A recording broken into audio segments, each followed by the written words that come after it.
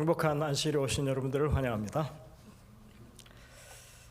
우리 김채성 집사님께서 한국에 나와 계시다가 돌아가셨고 지금 장례식이 계속 진행 중입니다. 아마 오늘 한국은 일요일이니까 장례식이 오늘 다 마쳐지리라고 생각이 됩니다.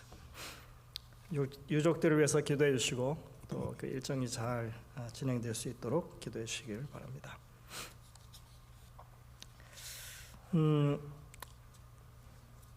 여러분들이 그 잘 모르시는 상황 사이에 최근에 그 세인트루이스라고 하는 곳에서 세계 제62회 세계 대총회가 있었습니다. 테드 윌슨 목사님이 대총회장이셨는데 새로운 신임 대총회장님이 선임되셨습니다. 얼톤 퀘러라고 하는 목사님이십니다. 이분은 브라질 출신이시고요. 나이는 50대 중반이십니다.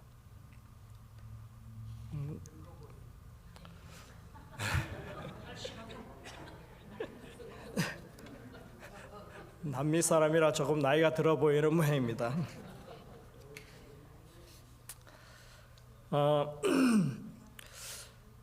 저는 재림교회 안에 사실은 좀 젊은 지도자들이 세워지기를 간절히 바랍니다. 세상은 걷잡을 수 없이 빨리 변하고 있고 그 다음에 모든 환경이 다 바뀌어서 이제는 교회가 바뀌어야 된다고 이야기하고 있는데 지도자들이 만약 그런 그 세상의 이 변화를 따라가지 못한다면 교회가 결국은 상당히 뒤처지게 될 것이고 젊은 사람들이 점점 더 교회에 발을 붙이지 못하는 그런 상황이 될 것 같다는 위기감이 제가 늘 있기 때문에 저는 더 젊은 사람들이 새로운 그런 감각을 가지고 시대에 맞는 이 교회의 옷을 지어 입히는 이런 일이 필요하다고 저는 생각을 합니다. 이번 대총회에서 이제 그 한국 분이 두 분이 선임이 됐는데 한 분은 이 북미주의 총무부장 안교신 목사가 유임이 됐고요. 그 다음에 저기 아시아 쪽에 북아태지회장으로 신임 강순기 목사가 선임이 됐습니다. 둘 다 제 고등학교, 대학교 다 동기들입니다. 근데 저는 그 사람들도 나이가 많다고 생각합니다. 어쨌든 하나님께서 맡기신 직임을 잘 정말 이 시대에 맞게 소화하는 그런 은혜가 있기를 간절히 소망을 합니다. 여러분들이 그런 걸 위해서도 좀 많이 기도해 주시기를 바랍니다. 제가 이번에 유튜브를 통해서 대총회의 모습을 지켜봤는데 한 가지 느낀 게 있습니다. 재림교회의 이 기별은 상당히 보수적이고 이 변화, 다시 말해서 그 기별을 새롭게 해석하는 게 상당히 점진적이다. 이런 느낌을 제가 받았고요. 또 하나는 교회 음악에 있어서 많은 변화가 있구나 이런 걸 느꼈습니다. 예전에는 그런 이 대총회 무대에 서는 이 사람들, 그런 팀들이 상당히 이렇게 유명세가 있는 사람들이 많이 이렇게 섰었는데 이제는 그런 것들이 보편화되고 있다고 하는 생각을 가지게 됐습니다. 사실은 2000년대 들어오면서부터 그런 부분에 있어서 변화가 생기기 시작했는데 직업적으로 그렇게 일을 하는 음악을 하는 사람들이 설 곳이 점점 줄어들고 그냥 개교회나 일반적인 어떤 활동을 하는 그런 단체들이 점점 전문성을 더 띠게 되는 그런 모습을 가지게 됐는데 이번에도 그런 것들을 확인할 수 있었습니다. 그냥 모여서 음악회를 하면 아주 수준급 음악회가 그냥 자연스럽게 펼쳐집니다. 그 세벳 싱얼롱이라고 하는 그런 세 사람이 트리오로 하는데 호주 사람들이에요. 근데 그걸 그냥 유튜브로 바로 생방송을 해요. 이렇게 카메라 조그만 그 저기 설치해 놓고 지나가는 사람들, 이 호텔 로비에서 지나가는 우리 교인들 그리고 아는 사람들 불러다가 노래를 하는데 연주 실력이 정말 보통이 아닙니다. 그런 일들이 이제는 이제 보편적으로 된다고 하는 건 한편으로는 상당히 좋은 일이라고 생각이 됩니다. 재림교회는 전 세대에 걸쳐서 사실은 찬양의 진심인 교회라고 생각이 듭니다. 그리스도인 삶에 있어서 가장 바람직한 그런 모습이라고 저는 생각합니다.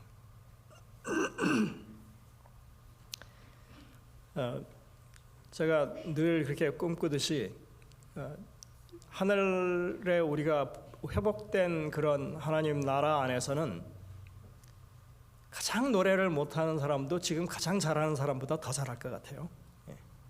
그러니까 다 음악적인 탤런트를 다 회복할 거라고 생각합니다.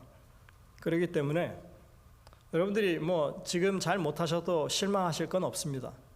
하지만 우리가 살고 있는 이 상황 가운데서도 정말 하나님을 찬양하는 그 일은 무엇보다도 많이 개발이 되고 또 그게 더 풍성해지도록 노력하는 것이 전 당연한 일이라고 생각합니다.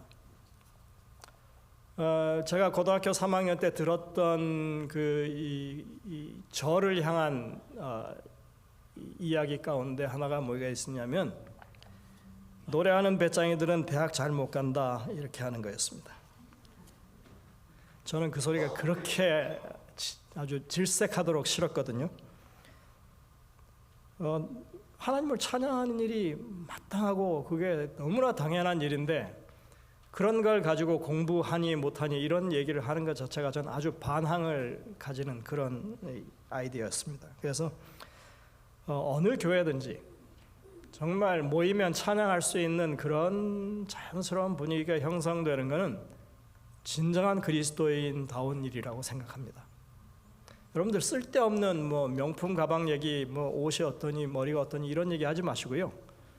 그냥 모이면 좀 찬양을 하십시오. 전 그게 이 그리스도인 삶을 순화시키는 가장 좋은 방법 중에 하나라고 저는 아직도 그 믿음을 가지고 있습니다. 그래서 세리토스 교회가 영어부는 물론이고 국어부도 더 많은 찬양 사역이 일어나고 그리고 예배가 활력이 넘치는 그런 예배가 되기를 간절히 소망합니다.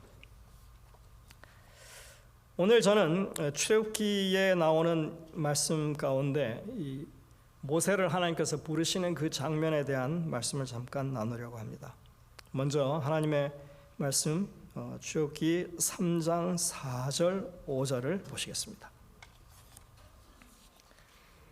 여호와께서 그가 보려고 돌이켜 오는 것을 보신지라 하나님이 떨기나무 가운데서 그를 불러 이르시되 모세야 모세야 하시니 그가 이르되 내가 여기 있나이다. 하나님이 이르시되 이리로 가까이 오지 말라. 내가 선 곳은 거룩한 땅이니 내 발에서 신을 벗으라.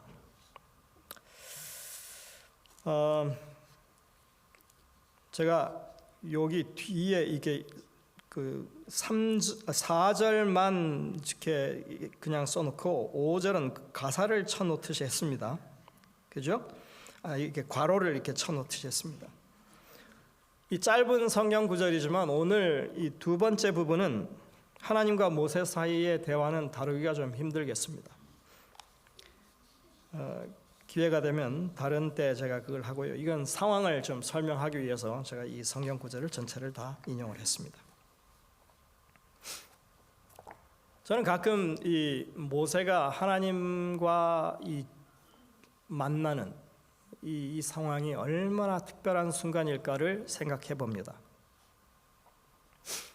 요한계시록에 보면 요한계시록 1장에서 거의 60몇 년이 지난 이후에야 요한이 예수님을 만나는 장면이 나옵니다. 계시 가운데 그렇게 예수님을 만나는데 저는 그것도 아주 특별한 만남이라고 생각합니다. 꿈에도 그리던 예수님을 보는 순간이잖아요. 그래서 이 모세가 지금 그가 이제까지 80년 동안 마음 가운데 품고 섬기고 나름대로 하나님과 교통하고 지내왔던 그 하나님을 만난다고 하는 이 순간이야말로 정말 특별한 순간이라고 생각합니다. 80년을 기다려서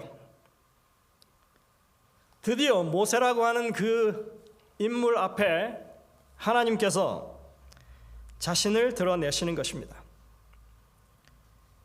이 파라오의 소나기에서 건져내시고, 제가 이걸 바로라고 하지 않고 파라오라고 하는 것을 여러분들 그냥 이해하시고 새겨들으시기 바랍니다. 이게 일반적인 표현이니까. 이집트의 왕궁에서 그를 기르시고 또 여러 가지 정파적인 싸움에서 그를 안전하게 보호하셔서 이제 광야에서 40년을 하나님께서 계시로 혹은 들리는 음성으로 그 말씀으로 때로는 큰 어떤 영감으로 그에게 임하셔서 참으로 계속 그를 기르시고 양육하셨던 그 하나님께서 이제 가장 가까운 거리에서 그가 볼 수 있는 불길 가운데 임재하시는 그런 상황인 것입니다. 물론 모세가 하나님과 직접 대면하여 얼굴과 얼굴을 대면하는 그런 상황은 아닙니다만은 하나님의 임재에 가장 가까운 그런 이 상황 가운데 놓이게 된 것입니다. 하나님의 임재는 결코 요란스럽지 않았습니다. 단지 좀 신기한 그런 느낌이었습니다. 가시덤불에 불이 붙었는데 연기도 나지 않고 타는 냄새도 맡지 못했습니다. 그저 정말 특별한 불타는 그런 모습이었습니다. 그 불은 덤불을 불태우는 그런 불이 아니라 사실은 사람의 심령을 태우는 그런 하나님의 능력의 불이었습니다. 지난 80년을 기다려서 이제는 그 생애의 마지막 40년을 하나님을 위해서, 하나님의 백성을 위해서 자신을 불태우도록 그 사명을 부여하기 위해서 하나님께서 이제 모세를 찾아오신 것입니다. 모세는 여러분들 이미 태어날 때부터 특별한 사람으로 하나님께서 지명하여 부르셨습니까? 맞죠? 네. 그가 아주 뛰어난, 보기 아주 좋은, 잘생긴 이런 표현을 썼다고 그랬잖아요. 딱 봐도 이 인물이 될 것 같다, 이런 아이였다고 그래요. 근데 어쨌든 모세를 하나님께서 부르시고 그 80년을 그를 양육하시는 이 모습은 정말 좀 믿음을 가진 우리로서는 좀 뭐랄까요, 너무 길다, 갑갑하다, 이런 생각이 드는 그런 상황이라고 저는 생각이 됩니다. 근데 여러분들, 모세만 부름을 받은 게 아닙니다. 이 자리에 계신 모든 분들이 다 사실은 하나님의 부르심을 받은 사람들입니다. 우리가 하나님의 부르심을 받고 내가 여기에 있다라고 생각하지 못한다면 사실은 조금 더 여러분들의 신앙을 재점검할 필요가 있습니다. 저는 여러분들이 분명히 하나님의 부르심을 받고 이 자리에 있다고 확신합니다. 신약 성경에서 이 교회라고 하는 말은 에클레시아라고 하는 단어를 쓰는데 원래 불러냄을 받은 사람들, 이런 뜻이에요. 그러니까 교회라고 하는 것은 이 건물이 아닌 사람을 가리키는데 그게 불러냄을 받은 사람들이에요. 그러니까 여기 교회 일원으로 있다고 생각하는 사람은 어느 누구든지 하나님의 부르심을 받고 이 자리에 있는 거예요. 그러니까 여러분들이 이제까지 교회 뭐 수없이 얘기를 해왔는데 이 교회라는 말 자체가 하나님이 나를 부르셨어 이 얘기거든요. 그걸 이제까지 입에 달고 사셨으면서도 하나님이 나를 불러서 내가 여기에 와 있다고 생각하지 못하고 있다면 이제까지 우리가 전부 다 의미 없는 말을 자꾸 한 거예요. 그러니까 여러분들이 앞으로 교회라고 하는 말을 하시려면 반드시 하나님이 나를 부르신 의미다라고 그렇게 생각하고 하셔야 되는 것입니다. 하나님의 부르심을 우리가 소명이라고 부릅니다. 소명, 콜링. 그 다음에 그런 하나님의 부르심을 내가 늘 마음 가운데 생각하며 산다고 하는 것을 소명의식이라고 이야기합니다. 여러분들 소명을 찾으시고요, 소명의식을 가지고 사시는 교인들이 되시길 바랍니다. 성경은 모든 사람이 하나님의 특별한 섭리 가운데 태어나고 길러진다고 말합니다.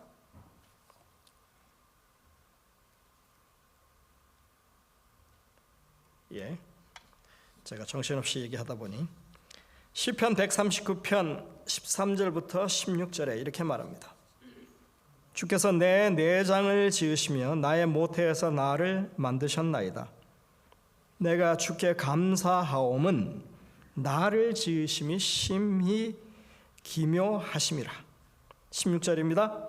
내 형질이 이루어지기 전에 주의 눈이 나를 보셨으며 나를 위하여 정한 날이 하루도 되기 전에 주의 책에 다 기록이 되었나이다.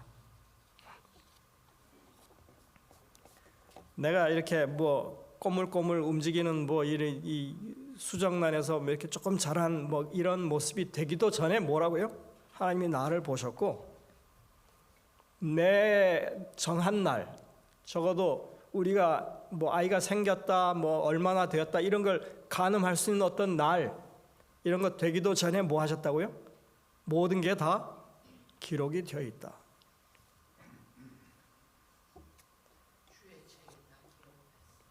시편 22편 10절에 이렇게 말합니다. 내가 날 때부터 주께 맡긴 바 되었고, 날 때부터요. 모태에서 나올 때부터 주는 나의 하나님이 되셨나이다. 예레미야 1장 5절에는 더 뒤로 갑니다. 내가 너를 모태에 짓기 전에 너를 알았고 내가 배에서 나오기 전에 너를 성별하였고 너를 여러 나라의 선지자로 세웠노라. 여러분들 이게 뭐 시편 기자 다윗이나 또 이 예레미야서를 기록한 예레미야에게만 적용되는 말이 아니에요. 이 모든 사람의 이 시작부터 하나님께서는 그 이전부터 우리를 아시고 우리를 보셨고 우리의 모든 것에 대해서 기록을 하셨다 이렇게 말씀하고 있는 겁니다. 그러니까 우리 중에 어느 누구도 실수로 이 땅에 태어난 사람이 없다는 얘기입니다. 지난번에도 얘기했지만 애들 놀린다고 너 다리 밑에서 좋았다고 이렇게 얘기하잖아요. 그 사실은 뭐 아이 둘을 놓고 세 번째 아이를 이렇게 낳게 됐는데 원래 계획이 없던 아이예요. 예? 그 걔가 묻습니다. 엄마 나는 어떻게 태어났어? 그러면 아우 너를 꼭 보고 싶어서 그렇게 했지. 거짓말이에요. 그냥 어쩌다 보니 생겼어요. 우리는 몰랐어요.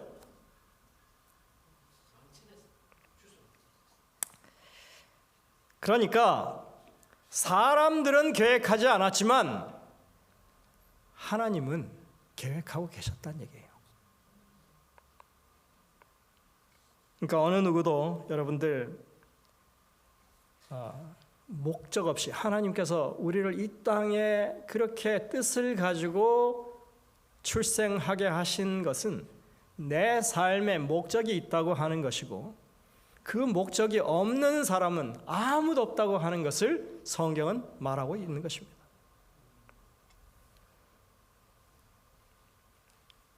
여러분들 정말 하나님을 찾고 만나게 되시면 이런 소명의식을 가지게 되는 것입니다. 이 성경을 기록한 기자들이 자신의 삶을 가만히 돌이켜보면서 깨달은 게 그거잖아요. 영감적으로 정말 이게 옳구나. 내 삶이 하나님께서 이미 정하신 일을 내가 지금 하고 있는 것이구나 하는 그런 깨우침 때문에 우리가 이 말씀을 지금 보고 있는 것입니다. 하나님은 당신을 만나서 그렇게 무언가를 깨우쳐주고 그 깨우친 걸 가지고 하나님의 뜻을 전하는 그런 일들에 대해서 아주 기뻐하십니다. 이런 소명의식은 하나님을 만나는 그 만남 가운데서 자연스럽게 가지게 되는 것입니다. 분명히 하나님께서 여러 번 여러분들에게 그것을 깨우쳐주기 위해서 방문하시고 찾아오셨을 텐데 여러분들이 그걸 전혀 눈치를 못 챘거나 아니면 그 만남이 성사되지 못했기 때문에 아마 여러분들이 그런 소명이나 소명의식을 가지지 못했을 수 있습니다. 하나님의 부르심은 한 번만으로 그치지는 않습니다. 여러 번 우리가 무언가 이렇게 깨우칠 수 있고 그것을 찾을 수 있도록 그렇게 하나님의 부르심은 계속된다고 하는 것을 여러분들 잊지 마시기를 바랍니다. 저는 개인적으로 부르심에 대해서 그 나름대로의 경험과 그 다음에 확신이 있습니다. 하나님께서 저를 처음 부르셨던 것은 중3 때였습니다. 겨울에 이제 사경회가 진행되던 때였는데 그 당시에 이 사경회에 일주일 내내 부모님하고 같이 이제 가서 사경회를 참여하는 상황이었습니다. 다니엘서를 공부했는데 그 다니엘서에 나와 있는 인물들에 관한 이런 이야기들, 3장에 다니엘의 세 친구, 6장에 이 사자굴에 던져진 다니엘, 뭐 이런 얘기를 쭉 함께 공부하면서 아주 제가 마음에 큰 감동을 받았습니다. 그때 내 마음에 아주 불현듯 언뜻 들어오는 생각이 내가 하나님의 일을 위해서 목숨까지도 바치는 그런 사람이 되어야겠다, 이런 생각을 하게 된 거예요. 근데 그때는 제가 이 침례를 받은 지 그렇게 오래되지 않은, 몇 개월 되지 않은 그런 상황이었고, 이제 뭐 아주 진지하게 막 이렇게 그냥 부모님 따라 신앙하는 거였죠. 진지하게 개인적으로 신앙을 찾는 그런 때는 아니었는데, 이제 그게 그런 생각이 들고 나니까 조금 이렇게 자세가 바뀌게 됐습니다. 두 번째 부르심은 고등학교 들어가서였습니다. 고등학교에 들어가서 이제 뭐 1학년, 2학년 이렇게 되면서 장래의 희망에 대한 것, 장래의 이 진로에 대한 것을 결정해야 하는데, 그때 제가 뭐 기도도 하고 그 다음에 이런저런 활동도 하면서 생각에 들어온 것이 내가 그러면 목회를 해야겠다.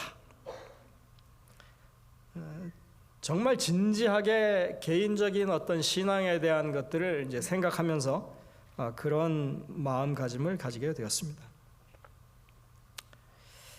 하나님의 임재하심이 어떤 것인지에 대해서 나름 이제 이렇게 생각하고 그것을 찾아가고 느끼고 하던 그런 시절이었습니다. 세 번째 부르심은 대학 1학년을 마치면서 지난번에 제가 한번 말씀드렸던 적이 있지만,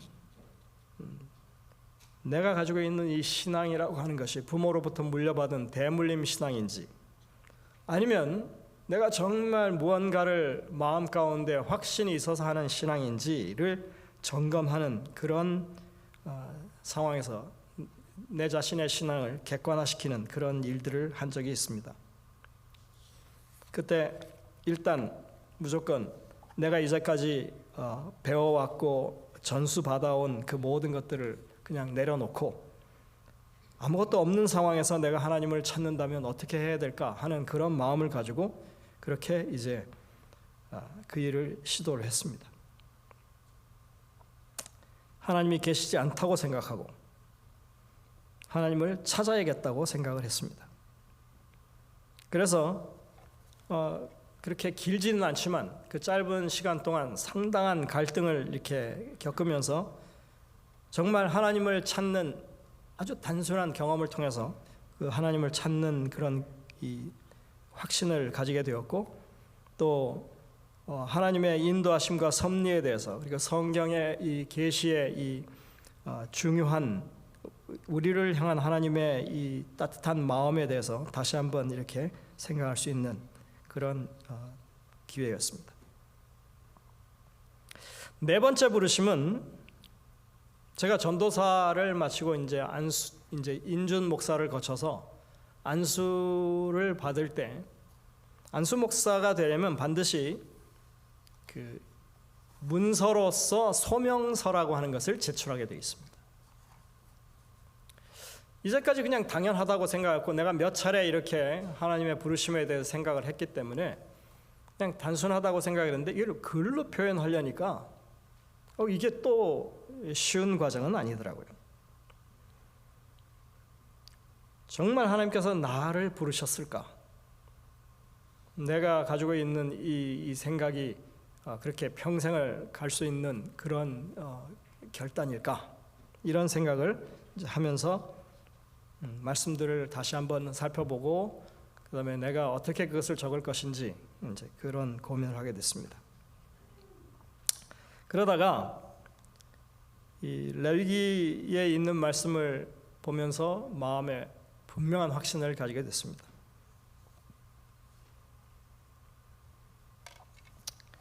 이거 외우기가 되게 편합니다.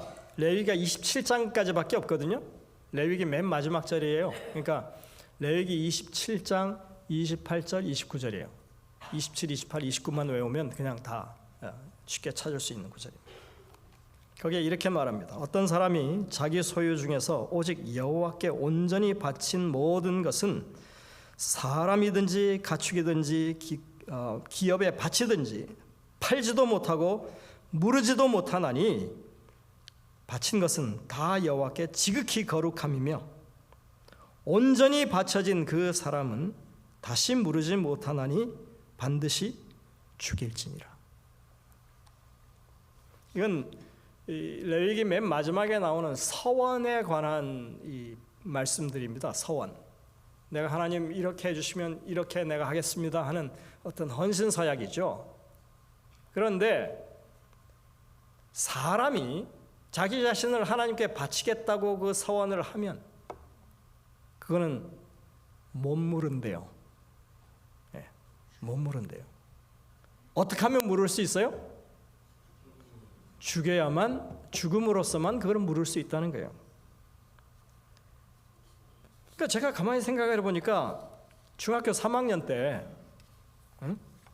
내가 하나님의 일을 위해서 죽기까지 내가 일하는 사람이 되어야겠다고 이렇게 했는데 아이고 여기 딱 걸렸네요.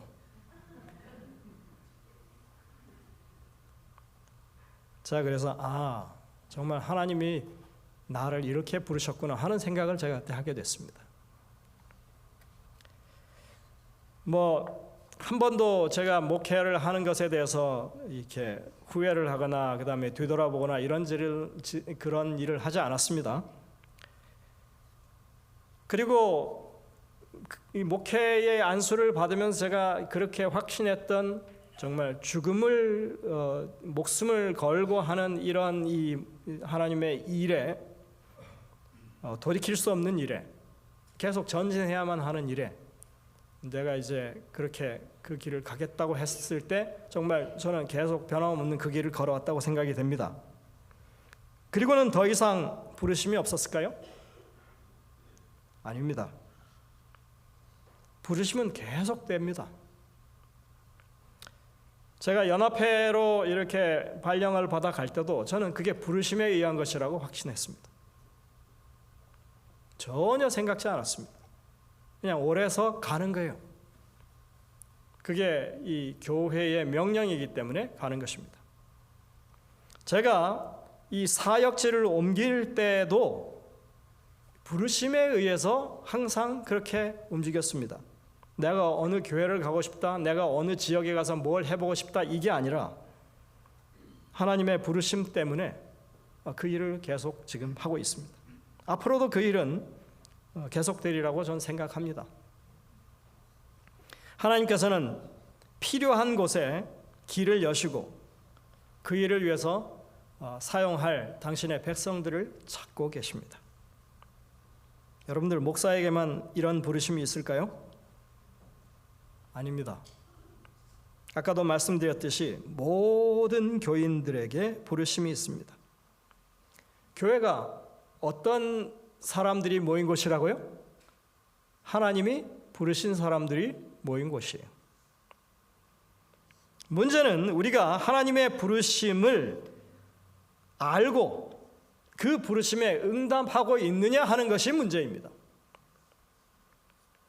저는 여러분들이 적당하게 이렇게 하나님 믿는 그런 삶을 살다가 조금 어려운 일이 생기면 다 그냥 이것저것 다 내팽개치고 물러갈 그런 생각을 가지고 신앙하고 있다고 생각지 않습니다.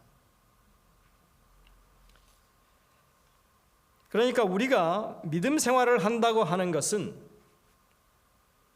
사실은 내 생명이 다하는 날까지 하나님을 믿겠다고 하는 것은 목숨 걸고 신앙하고 있는 모습이에요. 여러분들 이게 그냥 대충 미적미적 이렇게 때울 수 있는 그런 성질의 것이 아닙니다. 하나님의 부르심이 있다고 여러분들 마음 가운데 한번 곰곰이 생각해 보시길 바랍니다. 부르심이 있다고 하는 말은 다른 말로 하면 내가 하나님을 위해서 해야 할 어떤 일이 내게 지금 있다라고 하는 것입니다. 그냥 아무 생각 없이 교회만 이렇게 들락날락 하는 게 아니라 내가 이 교회의 한 일원으로서 하나님의 사업을 위해서 적어도 나는 이 일을 위해서 내가 이 교회에 존재한다라고 하는 것을 여러분들 스스로가 마음 가운데 가지고 있는 것을 말하는 것입니다. 그래서 여러분들이 아무것도 난 기력도 없고 그 다음에 뭐 재력도 없고 정말 내가 이 교회의 어떤 사업을 위해서 봉사할 게 없다고 생각하신다면 큰 오산입니다. 왜냐하면 하나님의 사업을 이루는 데 있어서 기도만큼 큰 능력이 없기 때문에 그렇습니다. 기도가 가장 큰 힘이에요. 여러분들 아무리 병상에 누워 있어도 교회에서 나는 출석도 못하고 아무것도 못한다고 할지언정 기도는 하실 수 있잖아요. 기도가 가장 큰 능력이라니까요. 여러분들 이 교회에 정말 하나님의 영이 역사하시기를 간절히 여러분들이 기도하시면 변화가 있겠습니까? 없겠습니까? 그게 믿음이라면 그렇게 하십시오. 그게 하나님의 부르심입니다. 소명을 가진 사람들은 봉사하게 되어 있습니다. 교회에 보탬이 되는 일이라면 아주 작은 일 하나라도 팔을 걷어붙이고 열심히 하려고 하는 마음을 가지게 되는 것입니다. 우리가 이 교회를 찾아오는 새로운 영혼들을 바라볼 때 여러분들 그 한 사람 한 사람의 발걸음이 얼마나 귀한 발걸음인지를 아셔야 합니다. 왜냐하면 그저 어쩌다 보니 이곳에 온 사람은 아무도 없기 때문에요. 하나님의 인도하심이 아니면 이 자리에 없다고 생각하면 하나님의 뜻이 이루어지도록 우리가 할 무엇인가가 있다고 하는 것을 마음 가운데 느끼게 될 것입니다. 그 재림교회가 십수년 전부터 계속 진행해 온 하나의 캠페인, 운동이 있습니다. 여러분들의 이 안교교과 과정책에 보시면 TMI라고 하는 게 시작부터 끝까지 계속 붙어 있어요. 그 눈치 못 채셨으면 공부를 이제까지 안 하신 겁니다. 보세요. 과정책의 제목 밑에 TMI 있고요. 그 다음에 두 번째 페이지에 TMI 계속 있습니다. 그 하루하루 여러분들 이런 이 과정이 진행되는데 전부 다 TMI가 연결이 되어 있어요. TMI가 뭔가요? 한번 보세요. 뭐라고 되어 있습니까? 전교인 참여 캠페인이라고. Total Member Involvement예요. 모든 교인이 다 참여하자 이거예요. 이게 뭐냐면 적어도 하나님의 사업을 하는 데 있어서 그냥 아무거나도 좋으니 아주 사소한 일이라도 좋으니 심지어 가다가 길거리에 떨어진 휴지를 하나 줍는 일이라도 내가 하나님의 백성으로서 이 땅에 봉사하는 마음을 가지고 그 일을 하자고 하는 게 이 캠페인이에요. 정말 좋은 캠페인이 십수년 전부터 계속해서 반복되고 강조되어 오고 있는데 그거 못할까 봐 숟가락으로 다 떠서 입에다 넣어줘요. 오늘 뭐 할 것인지, 이번 주에 뭘 할 것인지 여러분들이 할 수 있는 걸 골라서 하나라도 하십시오. 이거예요, 사실은. 아니 그렇게 다 제공하는데도 그걸 안 하면 양심이 좀 부끄러운가 맞죠? 그러니까 여러분들 사실 우리가 하나님의 이 사업을 위해서 해야 할 일은 무궁무진합니다. 하려고만 마음 먹으면 뭐든지 할 수 있습니다. 하나님을 믿는 신앙을 가지고 우리가 이 땅에 살아가면서 정말 나와 다른 사람의 유익을 위해서 할 수 있는 일이라면 뭐든지 다 가능합니다. 그런 정신을 가지고 사는 게 소명의 의식을 가지고 사는 것입니다.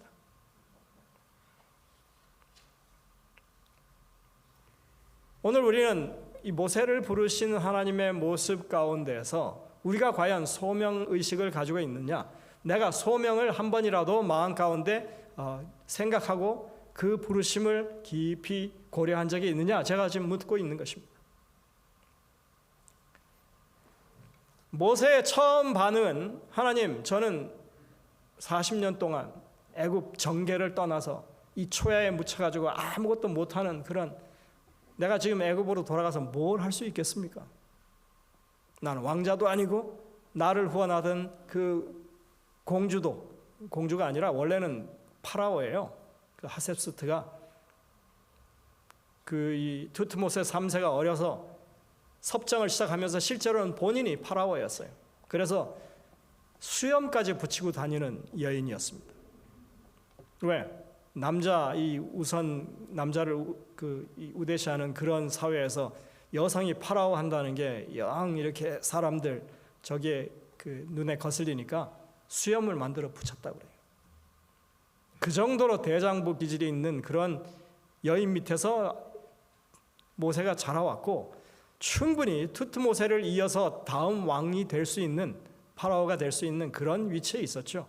근데 이제 하셉스트도 죽었고 이제는 다 세월이 지나서 이스라엘 백성들이 믿는 하나님은 이 태양신 라 이 앞에서 부끄러운 그런 신처럼 여겨지는 그런 상황에서 뭘 할 수 있겠냐고 그렇게 반응을 보이죠. 우리는 오늘 이 하나님의 부르심의 모습 가운데 과연 우리의 마음이 어떤 마음이어야 하는지를 한번 좀 생각해 보겠습니다. 모겟의 120년의 일생을 40년으로 3등분 할 수 있죠. 계속해서 반복되는 겁니다. 첫 번째는 이집트 왕궁에서, 두 번째는 미디안 광야에서, 세 번째는 출애굽 여정에서. 지금 하나님께서 이 모세를 찾아오셔서 소명을 주시는, 다시 말해서 네가 할 일이 이것이다, 이렇게 소명을 주시는 그 시점이 바로 이 두 번째 40년이 끝나는 80세가 되던 이때입니다. 처음 40년은 왕자로서 그가 아주 막강한 정치적인 후원을 가지고 사람 죽이는 것쯤이야 뭐 아무것도 아닌 그런 정도의 위치에 있었죠. 내가 뭐든지 할 수 있다라고 생각하던 때였습니다. 근데 하나님께서는 그런 정신으로 무력을 사용하거나 그 다음에 어떤 군사력을 통해서 이 애굽을 전복하고 그렇게 하나님 나라를 이룩하는 것이 하나님의 뜻이 아니라고 하는 것을 분명하게 깨우쳐 주기 위해서 그를 어디로 보내세요? 광야로, 미디안 광야로 보내십니다. 그래서 정말 애굽의 물기를 쭉 빼는 40년을 보냅니다. 그래서 그가 하는 말이 뭐예요? 주님, 제가 뭘 할 수 있겠습니까? 나는 할 수 없습니다. 이 얘기를 하게 하시는 거예요.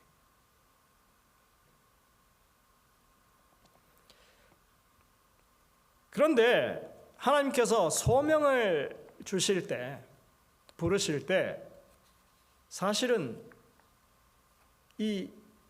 이제까지 나는 연약한 사람이라 할 수 없습니다라고 했던 이 상황 가운데서 하나님이 주시는 말씀은 뭐냐면 이 일은 네 능력으로 하는 게 아니고 내 능력으로 하는 거야. 네가 하는 게 아니라 내가 할 거야. 이 얘기를 하시는 거예요. 이게 소명에 있어서 가장 중요한 이 핵심적인 내용입니다. 여러분들, 교회 사역은 담임 목사가 잘나서 교회 사역이 잘 될까요? 아니면 여러분들이 아주 능력이 좋아서 교회 사업이 잘 될까요? 아니요. 교회 사업은 하나님의 능력이 크셔서 하나님이 이 일을 하시기 때문에 이 교회가 될 수 있는 겁니다. 그 사명을 감당할 수 있는 것입니다. 그런데 이게 1, 2, 3단계 이렇게 가는 생각이면 참 좋은데 그냥 쉬운 일 같은 것 이런 거는 이건 내가 할 수 있어 이렇게 생각하기 쉽고요. 또 이렇게 뭔가 이 수양을 받고 이 그리스도인 그 교육을 받은 사람이 겸손의 마음으로 나는 아무것도 할 수 없습니다. 이렇게 하는 그런 상황이 될 수도 있고요. 그런데 정말 사명, 소명을 가진 사람들은 어떤 생각을 가지고 그것을 해야만 하느냐 하면 이 일은 하나님이 하신다라는 생각을 가지고 그 일을 해야 한다고 하는 것입니다.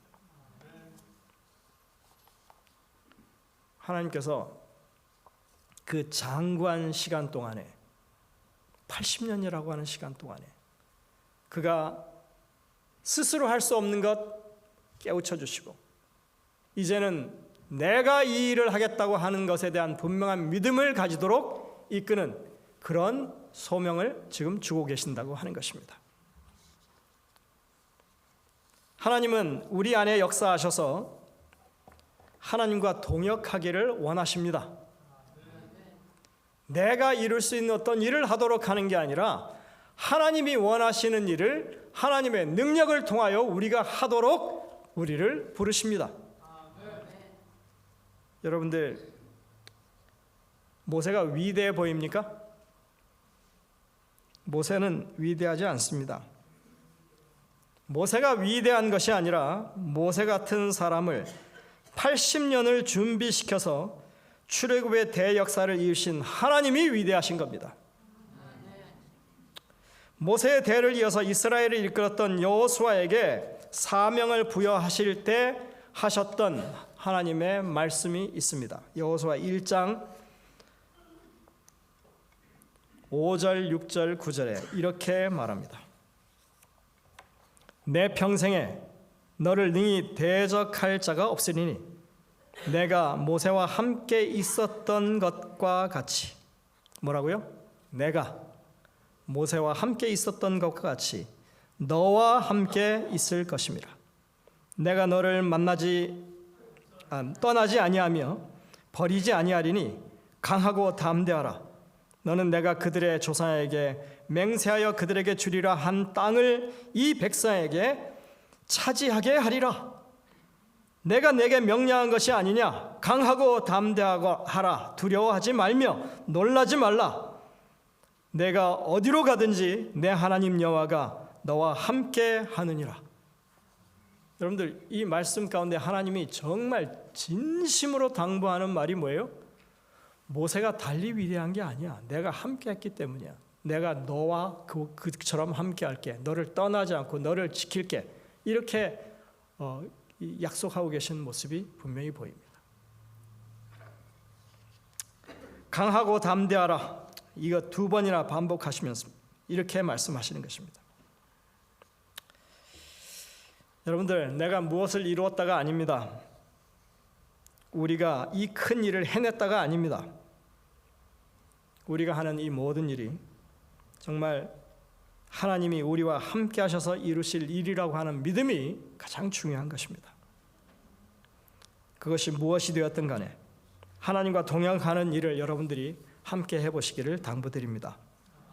하나님이 때때로 우리를 부르실 것입니다. 그 부르심에 여러분들 응하게 되시기를 바랍니다.